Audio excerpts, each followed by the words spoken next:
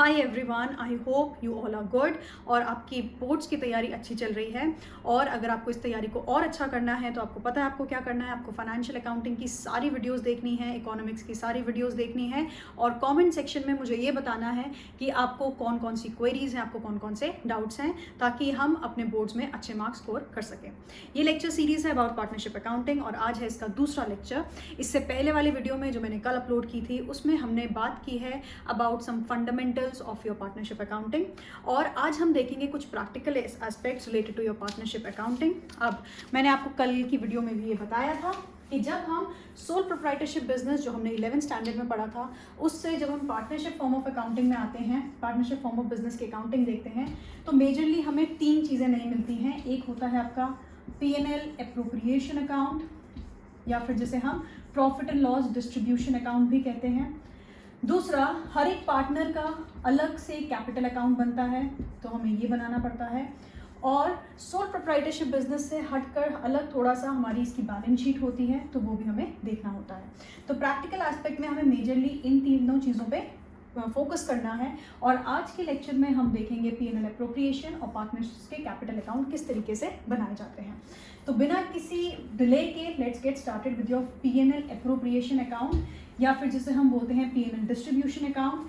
P&L distribution या फिर appropriation account वहीं से शुरू होता है जहां पर आपका प्रॉफिट एंड लॉस अकाउंट खत्म होता है। तो पहले मैं आपको यहाँ पे एक छोटा सा फॉर्मेट बनाकर दिखाऊंगी प्रॉफिट एंड लॉस अकाउंट का।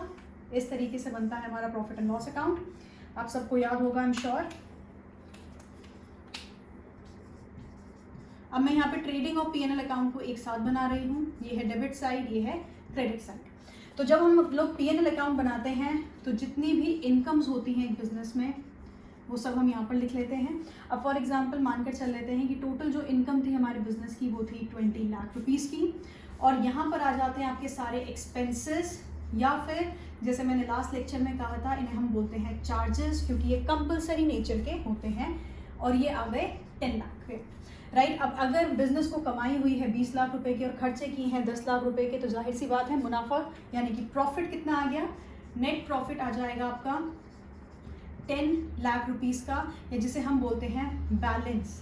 आपके प्रॉफिट एंड लॉस अकाउंट का क्रेडिट बैलेंस आया है कितना, 10 लाख का। Net profit is a credit balance, right. तो इस तरीके से हमारा ट्रेडिंग और P&L अकाउंट बन जाता है। जब हम लोग ट्रेडिंग अकाउंट बनाना बंद करते हैं, जब खत्म करते हैं तो हमारा इस साइड पर आ जाता है ग्रॉस प्रॉफिट।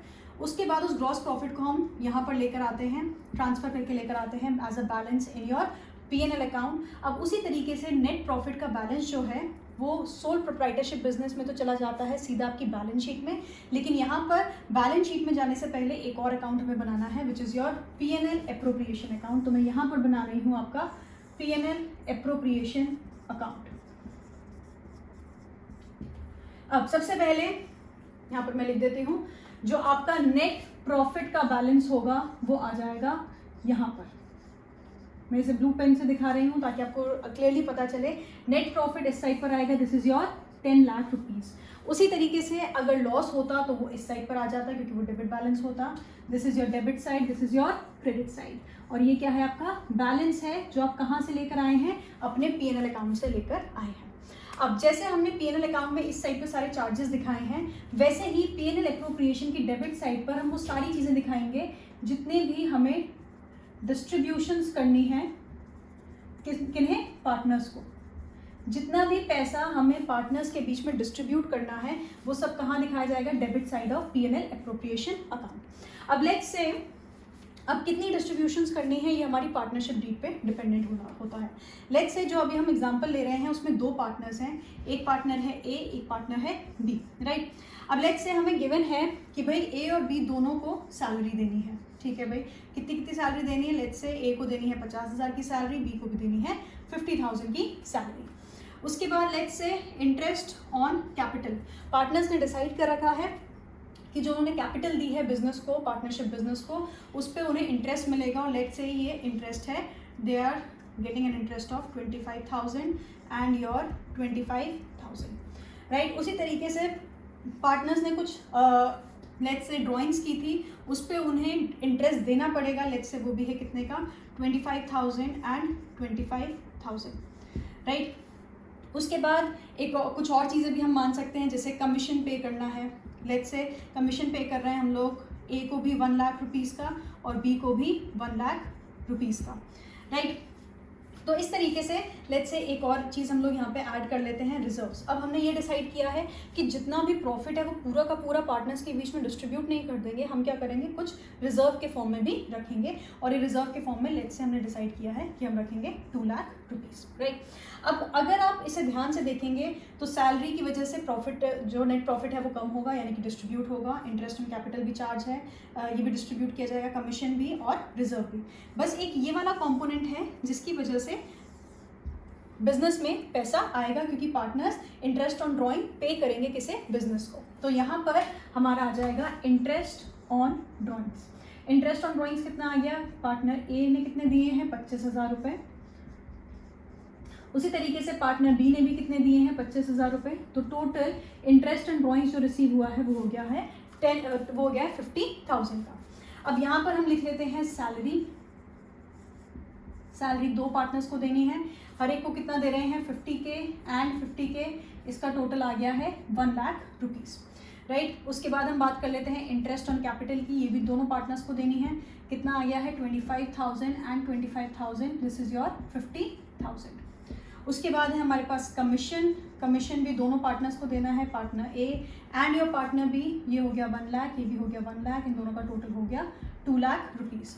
उसके बाद हमें ये बता रखा है कि कुछ रिजर्व में भी पैसा रखना है, तो ये कितना है 2 लाख। चलिए, तो यहाँ पर मैंने एक P&L एप्रोप्रिएशन में जितनी भी चीज़ें आ सकते हैं उन सबका यहाँ पर मैंने नाम लिख दिया है। इंटरेस्ट ऑन ड्राइंग्स इस साइड आएगा, नेट प्रॉफिट 10 लाख, तो इस साइड का टोटल आ गया 10,50,000। और अगर मैं बात करूँ पेमेंट्स की, तो सैलरी हमने दी है 1 lakh, interest on capital 50,000, commission 2 lakh, reserves 2 lakh, right. तो अगर मैं टोटल की बात करूँ तो आपके पास यहाँ का टोटल आ गया है 5,50,000 और यहाँ का टोटल है आपके पास 10,50,000। तो मतलब कितना प्रॉफिट बचा है ये सारी डिस्ट्रीब्यूशंस करने के बाद, 5 लाख का प्रॉफिट बिजनेस के पास बचा है after making all these payments to your partners और रिजर्व में पैसा रखने के बाद।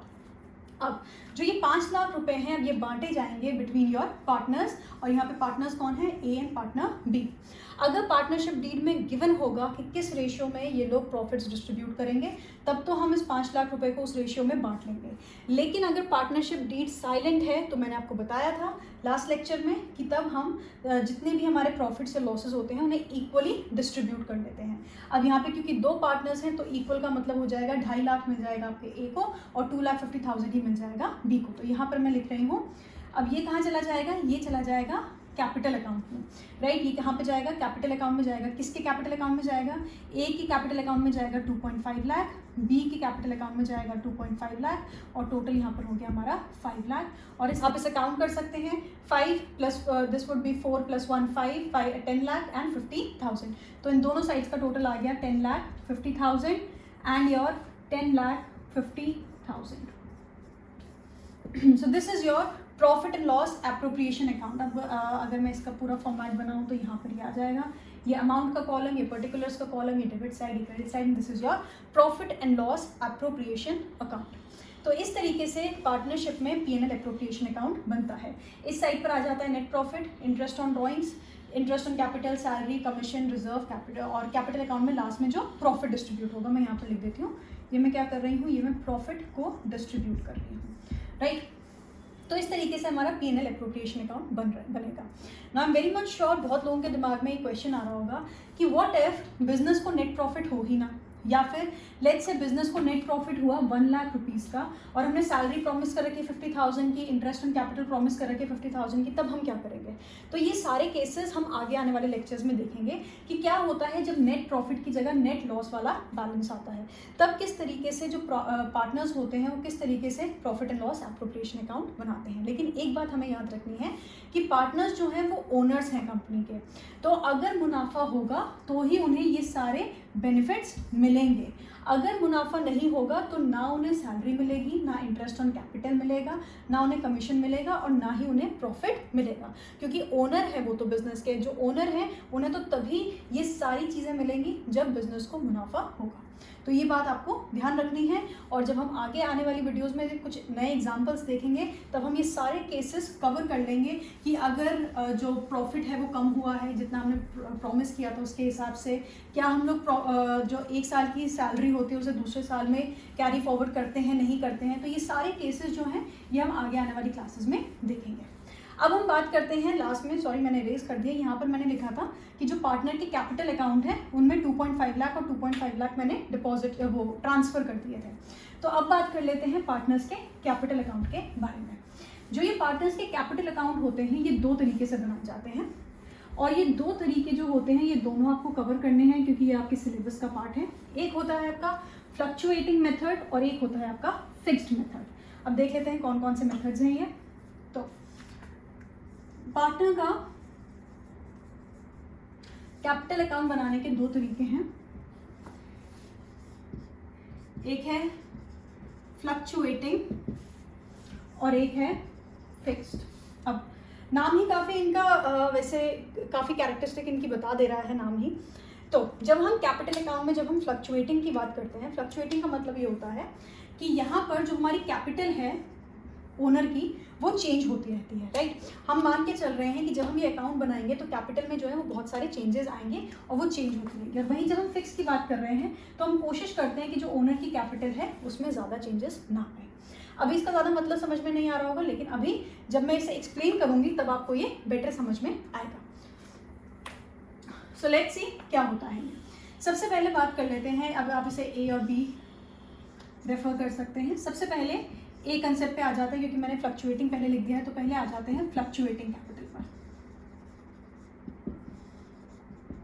फ्लक्चुएटिंग कैपिटल अकाउंट के केस में इस तरीके का एक फॉर्मेट बनता है, राइट।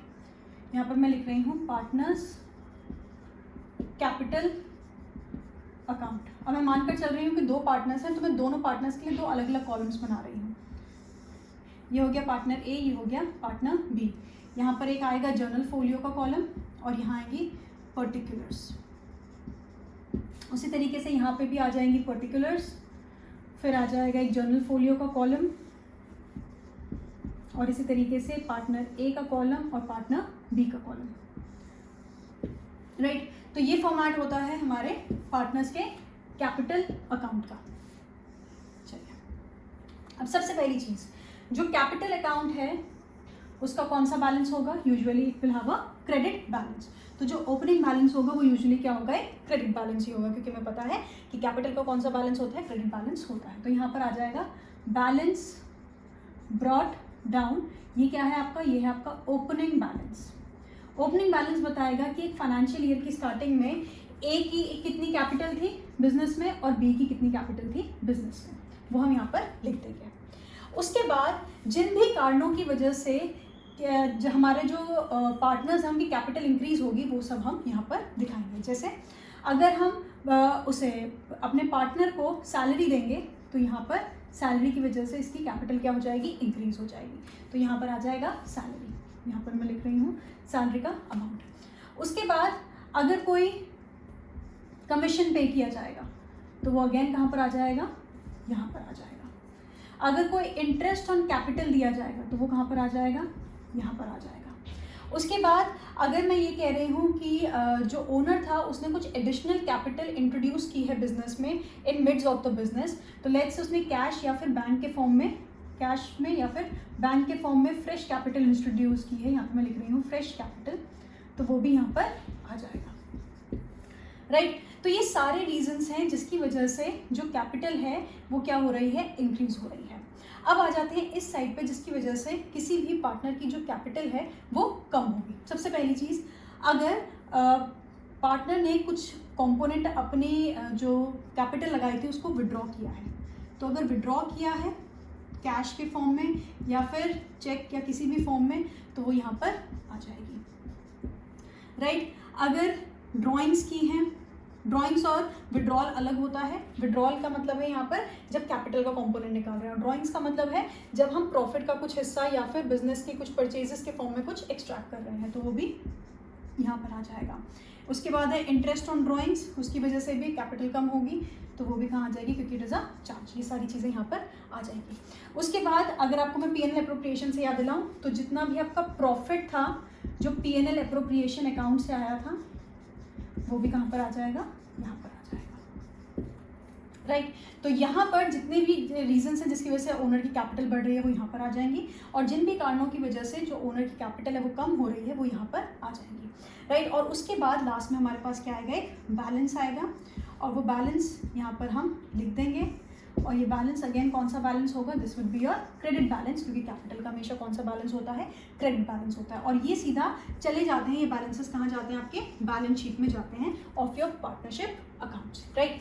तो ये फॉर्मेट है हमारा पार्टनर के कैपिटल अकाउंट का जब हम कह रहे हैं फ्लक्चुएटिंग। अब हमने इसे फ्लक्चुएटिंग क्यों कहा है, क्योंकि आप देखेंगे स्टार्टिंग में जो ओपनिंग बैलेंस था वो अलग था और क्लोजिंग बैलेंस अलग है, क्योंकि बहुत सारी ट्रांजेक्शन्स हमने बीच में इंक्लूड की है। तो इसलिए ये क्या है, फ्लक्चुएटिंग है, कि हमारी जब कैपिटल चेंज होती रहती है, जितने भी इनपुट्स हैं जितने भी आउटपुट्स हैं उसकी वजह से, तो उसे हम बोलते हैं एक fluctuating capital account. So this is the format of your fluctuating capital account. अब हम बात करेंगे फिक्स कैपिटल अकाउंट की, और याद रखना है ये बैलेंसेस कहाँ जाएंगे, ये बैलेंसेस आपकी सीधा बैलेंस शीट में जाएंगे, जहाँ पे हम कैपिटल के अंडर दिखा देंगे कि भाई हमारी दोनों पार्टनर्स की कैपिटल कितनी है। अगर हमारे पास 2 से ज़्यादा पार्टनर्स होंगे तो उसका साथ यहाँ पे बन जाएगा A, B एंड C। और अगर आप चाहें तो आप अलग अलग कॉलम्स के साथ क्या आप अलग अलग उनका अकाउंट भी बना सकते हैं। हम लोग क्या करते हैं, क्योंकि हमारे पास एग्जाम्स में हमें फॉर्मेट बनाना होता है, काफ़ी लेंदी प्रोसीजर हो जाता है, तो हम सारे पार्टनर्स का नाम साइमल्टेनियसली लिख लेते हैं ताकि हमें बार बार फॉर्मेट ना बनाना पड़े, ताकि हमारा ज़्यादा टाइम कंज्यूम ना हो। तो आप चाहें तो अलग भी बना सकते हैं, वो आपकी अपनी जुरिस्डिक्शन है, वो आपका अपना मर्जी है, लेकिन टाइम सेव करने के लिए हम क्या करते हैं, एक साथ बना देते हैं। अब अगर मैं बात करूं बोर्ड एग्जाम्स की, तो बोर्ड एग्जाम्स में आपको याद रखना है फाइनेंशियल अकाउंटिंग में अगर आप ये मानकर चलेंगे कि भाई हम थ्योरी लास्ट में कर लेंगे या हम प्रैक्टिकल लास्ट में कर लेंगे, तो ऐसे नहीं चलेगा। आपको क्या करना है, आपको साइमल्टेनियसली अपनी थ्योरी और प्रैक्टिकल पोर्शन दोनों को कवर करते हुए चलना है। कैसे, जैसे कल मैंने पार्टनरशिप स्टार्ट की है तो मैंने उसमें आपको डेफिनेशन भी बताई है और कैरेक्टरिस्टिक्स भी उसी डेफिनेशन से डिराइव करके बताई है। तो आपको क्या करना है, साथ के साथ प्रैक्टिकल कंपोनेंट भी देखना है और थ्योरेटिकल कंपोनेंट भी देखना है। और सबसे अच्छी बात यह है कि अकाउंट्स में अगर आपके कंसेप्ट बहुत क्लियर हैं तो आपका जो थ्योरेटिकल पार्ट है वो अपने आप ही बहुत अच्छा हो जाता है। सो नाउ अब हम बात करेंगे ऑप्शन बी की, जिसमें हम बात करते हैं फिक्स्ड की, फिक्स्ड कैपिटल अकाउंट। जब हम फिक्स कैपिटल अकाउंट की बात करते हैं तो जैसे पहले वाले में पार्टनर का सिर्फ कैपिटल अकाउंट बन रहा था, इसमें 2 अकाउंट बनते हैं। एक बनता है पार्टनर का कैपिटल अकाउंट और एक बनता है पार्टनर का करंट अकाउंट, राइट। अब कैपिटल अकाउंट में क्या होगा, जितने भी हमने बाकी सारे कंपोनेंट्स लिए थे, जैसे कैपिटल अकाउंट में जैसे ओनर ने जो उसका ओपनिंग बैलेंस था वो आ जाएगा, ठीक है, जो कि क्रेडिट बैलेंस था, ठीक है। अगर कोई एडिशनल कैपिटल लेकर आया है ओनर तो वो इसमें आएगी, राइट। अगर उसने कुछ कैपिटल विड्रॉ की है बिजनेस में से वो यहाँ पर आएगी। बस ये 3 चीज़ें जो हैं ये आपके कैपिटल अकाउंट का पार्ट बनेंगी जब आप फिक्स कैपिटल अकाउंट के हिसाब से अपने पार्टनरशिप अकाउंट्स बना रहे हैं तो। और बाकी जितनी भी चीज़ें हैं वो आ जाएंगे आपके करंट अकाउंट में। बाकी कितनी चीज़ें हैं, बाकी चीज़ें हैं सैलरी की, कमीशन की, इंटरेस्ट ऑन कैपिटल की, इंटरेस्ट ऑन ड्राइंग्स की, इंटरेस्ट ऑन लोन। उसके बाद अगर आपने अपनी salary the, commission, interest on capital, interest on drawing, interest on loan, P&L appropriation से जितना भी प्रॉफिट या फिर लॉस जो है वो ट्रांसफ़र होगा, ये सारी चीज़ें किस में चली जाएंगी, करंट अकाउंट में चली जाएंगी। पहले हम क्या कर रहे थे, पहले हम ये सारी चीज़ें एक सिंगल अकाउंट में दिखा रहे थे और वो क्या बन रहा था, आपका फ्लक्चुएटिंग कैपिटल अकाउंट बन रहा था। अब हम क्या कह रहे हैं कि कैपिटल अकाउंट को हम क्या रखेंगे, सेम रखेंगे, और हम लोग जितने भी चेंजेस लाएंगे वो किस में लाएंगे, करंट अकाउंट के नाम से लेकर आएंगे। तो ये 3 एलिमेंट्स बन जाएंगे आपके कैपिटल अकाउंट के और ये सारे एलिमेंट्स बन जाएंगे आपके करंट अकाउंट के। तो एक बार इसका फॉर्मेट देख लेते हैं। वैसे तो I am very much sure कि आपको समझ में आ गया होगा, लेकिन फिर भी हम एक बार इसका फॉर्मेट देख लेते हैं। थोड़ा जगह का कंस्ट्रेंट है इसलिए मैं यहाँ पर बना रही हूँ आपका कैपिटल अकाउंट, राइट। यहाँ पर बना देते हैं आपका कैपिटल अकाउंट, किस हिसाब से, फिक्स के हिसाब से। ये है डेबिट साइड, ये है क्रेडिट साइड। सबसे पहली चीज़ यहाँ पर आ जाएगा आपका ओपनिंग बैलेंस। जितनी भी कोई एडिशनल कैपिटल आप इंट्रोड्यूस करेंगे वो यहाँ पर आ जाएगी, और जितनी भी कैपिटल आप विड्रॉ करेंगे वो इस साइड पर आ जाएगी और लास्ट में आपके पास क्या बच जाएगा, बैलेंस बच जाएगा। और ये बैलेंस कहाँ चला जाएगा आपका, सीधा बैलेंस शीट में कैपिटल के अंदर आप दिखा देंगे कि भाई किस पार्टनर की कितनी कैपिटल है according to your fixed capital method. उसके बाद बात कर लेते हैं करंट अकाउंट की। करंट अकाउंट यहाँ बना लेते हैं। अब मैं सारे पार्टनर्स का कंबाइन बना रही हूँ। तो यहाँ पर आ जाएगा आपका बैलेंस। उसके बाद जितनी भी आपने रिसीव हुए हैं जिसकी वजह से ओनर की कैपिटल बढ़ेगी, salary, interest on capital, interest on loan, P&L appropriation से जितना भी प्रॉफिट आया है वो सब यहाँ पर आ जाएगा। इंटरेस्ट ऑन ड्राइंग्स यहाँ पर आएगा, ड्राइंग्स यहाँ पर आएगा। याद रखना है फिक्स्ड वाले में विड्रॉल्स यहाँ आएंगे और ड्राइंग्स यहाँ पर आएंगे। इंटरेस्ट ऑन ड्राइंग्स यहाँ आ जाएगा, ड्राइंग्स यहाँ पर आ जाएगी। और लास्ट में जो ये वाला बैलेंस है, राइट, ये वाला जो हमारा बैलेंस है अगर इस साइड पे बैलेंस आएगा, यानी कि कौन सा बैलेंस है, this is your credit balance. तो क्योंकि एक क्रेडिट बैलेंस है, ये जाएगा, ये है आपकी बिजनेस के लिए लायबिलिटी। ये बिजनेस के लिए लायबिलिटी इसलिए है क्योंकि बिजनेस ने अभी ओनर को ये वाले पैसे देने हैं, तो इसीलिए किस में जाएगा, लायबिलिटी में जाएगा। वेयर एज अगर मैं कहती हूँ कि इंटरेस्ट ऑन ड्राइंग्स और ये ड्राइंग्स वगैरह मिला के ये टोटल हो गया 80,000 और इस साइड का टोटल आ रहा है आपका 60,000, तो बैलेंस अब आ जाएगा इस साइड पर, ये बैलेंस आ गया 20,000 का। ये है आपका डेबिट बैलेंस। अब आपको याद रखना है ये बिजनेस के लिए कौन सी साइड पर जाएगा, असेट साइड पर जाएगा, राइट। ये बैलेंस शीट में असेट साइड पर जाएगा। अब यहाँ पर ये बात ध्यान रखने वाली है कि जब हम फिक्स के हिसाब से करंट अकाउंट बनाएंगे अपना, तो अगर क्रेडिट बैलेंस आएगा तो वो लायबिलिटी में जाएगा बैलेंस शीट की, और अगर आपका डेबिट बैलेंस आएगा तो वो असेट साइड में जाएगा ऑफ योर बैलेंस शीट, क्योंकि ये वो पैसा है जो जो ओनर्स हैं उन्होंने बिजनेस को देना है। तो ये क्या बन गया, बिजनेस के लिए असेट बन गया, बिजनेस के पर्सपेक्टिव से सोचना है।